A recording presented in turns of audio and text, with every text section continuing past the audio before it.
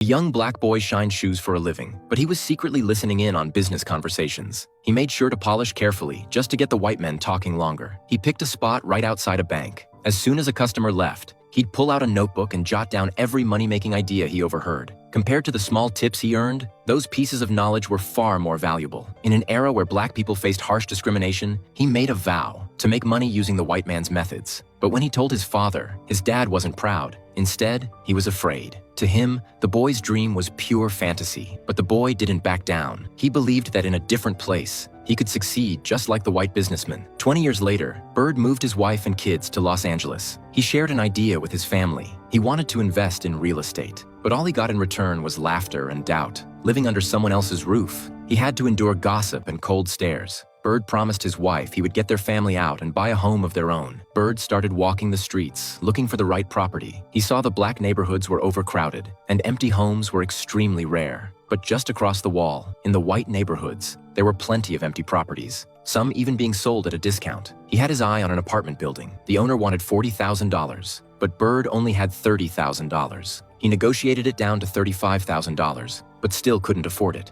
To close the deal, he offered a creative solution. Only half of the units in the building were currently rented out. If he did a little fixing up, he could attract more tenants. Then he'd use the rental income to pay off the remaining balance. The landlord admired his thinking, but still wasn't willing to take the risk. Bird glanced at a calendar, and that gave him an idea. It was a calendar gifted by a bank manager. So he went to the bank, hoping to speak directly with the manager. But when the receptionist saw he was black, she immediately turned cold. The manager was right behind her, yet she insisted he wasn't there. Even after Bird exposed her lie, she boldly kicked him out without a care. Left with no choice, Bird waited outside. Eventually, the manager came out, and Bird quickly pitched his loan request. But no matter how hard he tried, the bank still turned him down. That night, the landlord called out of the blue. Did you use my name to try and get a loan from Mr. Reed at Mid-City Bank?